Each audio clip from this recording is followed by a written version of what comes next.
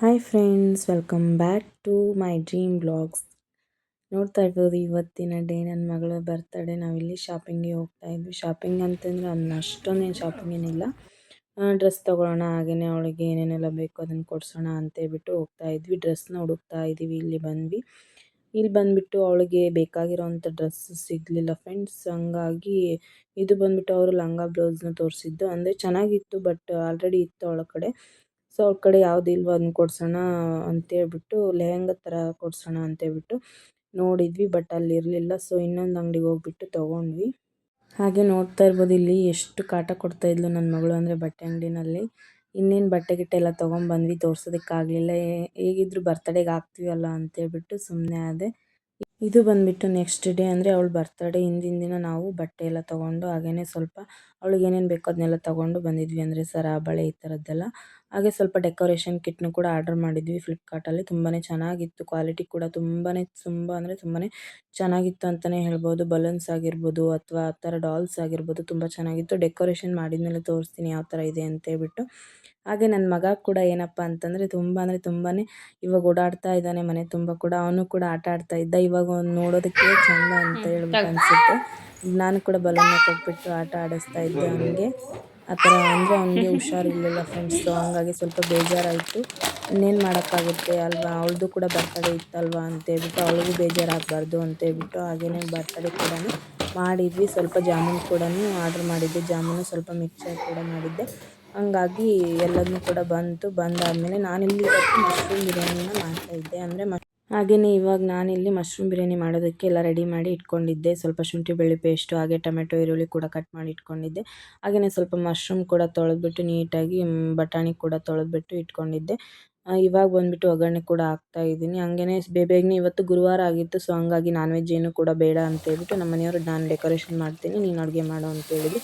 So ಹಂಗಾಗಿ ಬೇಗನೆ ನಾನು ಕೂಡ ಇಲ್ಲಿ ಅಡುಗೆನ ಮಾಡ್ತಾಯಿದ್ದೆ. ಫೈನಲಾಗಿ ಇವಾಗ ಶುಂಠಿ ಬೆಳ್ಳುಳ್ಳಿ ಪೇಸ್ಟೆಲ್ಲ ಹಾಕ್ಬಿಟ್ಟು, ಮಶ್ರೂಮು ಹಾಗೆ ಬಟಾಣಿ ಕಾಳೆಲ್ಲ ಹಾಕಿ ಸ್ವಲ್ಪ ಮಸಾಲ ಕೂಡ ಹಾಕ್ಬಿಟ್ಟು, ಇವಾಗ ಲಾಸ್ಟಲ್ಲಿ ಅಕ್ಕಿನ ಹಾಕ್ಕೊಂಡು ನೀಟಾಗಿ ತಿರುಗಿಸ್ಬಿಟ್ಟು ಇವಾಗ ನಾನಿಲ್ಲಿ ಇಟ್ಟಿದ್ದೀನಿ. ಹಾಗೆ ಇಲ್ಲಿ ನನ್ನ ಮಕ್ಕಳಿಗೆ ಕೂಡ ಸ್ವಲ್ಪ ಸಪ್ರೇಟಾಗಿ ಮಾಡೋದಕ್ಕೆ ಇಟ್ಟಿದ್ದೀನಿ. ಸ್ವಲ್ಪ ಖಾರ ಆಗುತ್ತಲ್ವ, ಹಂಗಾಗಿ ಇವತ್ತು ಏನಂದರೆ ಅವಳಿಗೆ ತುಂಬಾ ಖುಷಿಯಾದ ದಿನ. ಹಾಗೆಯೇ ಬರ್ತಡೇ ಅಂದರೆ ತುಂಬಾ ಇಷ್ಟಪಡ್ತಾಳೆ ನನ್ನ ಮಗಳು ಕೂಡ. ಹಾಗೆ ಟಿ ವಿಯಲ್ಲಿ ಹಾಕಿದ್ದನ್ನ ನೋಡಿಬಿಟ್ಟು ಡ್ಯಾನ್ಸ್ ಮಾಡ್ತಾಯಿದ್ಲು. ಹಾಗೆಯೇ ಇಲ್ಲಿ ಬಂದುಬಿಟ್ಟು ಇವಾಗ ರೆಡಿಯಾಗಿ ನಿಂತ್ಕೊಂಡಿದ್ಲು. ನನ್ನ ತಮ್ಮ ಬಂದುಬಿಟ್ಟು ಫೋಟೋ ತೆಗಿತೀನಿ, ಪೋಸ್ ಕೊಡು ಅಂತ ಹೇಳ್ಬಿಟ್ಟು ತಗೊಳ್ತಾ ಇದ್ದ ಫೋಟೋಸ್ನ. ತುಂಬಾ ಡೆಕೋರೇಷನ್ ಕೂಡ ಇಷ್ಟು ಚೆನ್ನಾಗಾಗಿತ್ತು. ಹಾಗೆ ನಾನು ಕೂಡ ರೆಡಿ ಆಗ್ತಾಯಿದ್ದೆ. ಇವಾಗ ready back to the my dream blogs.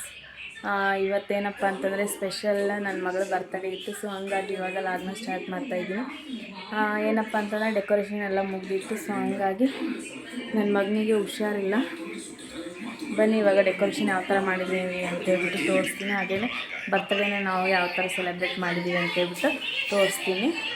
ಹಾಗೆ ನೋಡ್ತಾ ಇರ್ಬೋದು ಫ್ರೆಂಡ್ಸ್ ನೀವಿಲ್ಲಿ, ತುಂಬಾ ಯೂನಿಕ್ಕಾಗಿ ಈ ಥರನೇ ಮಾಡಬೇಕು ಅಂತೇಳ್ಬಿಟ್ಟು ಪಿಂಕ್ ಕಲರ್ ಥೀಮಲ್ಲಿ ಮಾಡೋಣ ಅಂತೇಳ್ಬಿಟ್ಟು ಅಂದ್ಕೊಂಡಿದ್ವಿ. ಅದೇ ಥರನೇ ಪಿಂಕ್ ಕಲರ್ ಬಲೂನು, ಹಾಗೆ ಪಿಂಕ್ ಕಲರ್ ಡಾಲು ತರಿಸಿದ್ವಿ.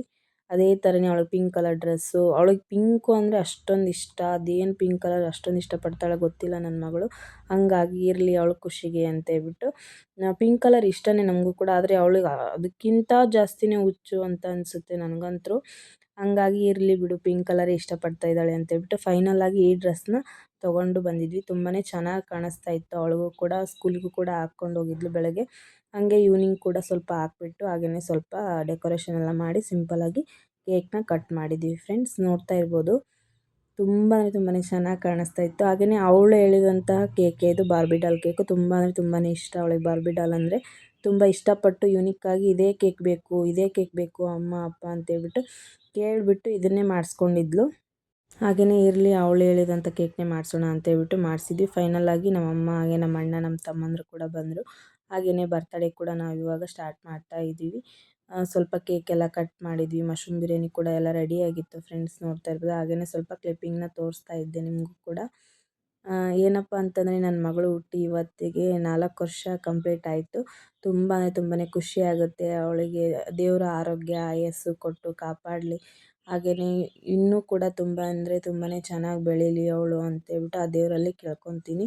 ಯಾಕಂತಂದರೆ ನಮಗೆ ಫಸ್ಟ್ನೇ ಮಗಳು ಅಂದರೆ ಅವಳೇ. ತುಂಬಾ ಖುಷಿಯಾಗುತ್ತೆ. ಅವಳು ನಮ್ಮ ಜೀವನದಲ್ಲಿ ಬಂದಾಗಿನಿಂದ ನಾವು ಹ್ಯಾಪಿಯಾಗೇ ಇದ್ದೀವಿ ಅಂತಲೇ ಹೇಳ್ಬೋದು. ಸೊ ಹಂಗಾಗಿ ಅವಳಂದರೆ ನಮಗೆ ತುಂಬಾ ತುಂಬಾ ಮುದ್ದು. ನಮ್ಮ ಮನೇಲಿ ಎಲ್ಲರೂ ಕೂಡ ಅವಳಿಗೆ.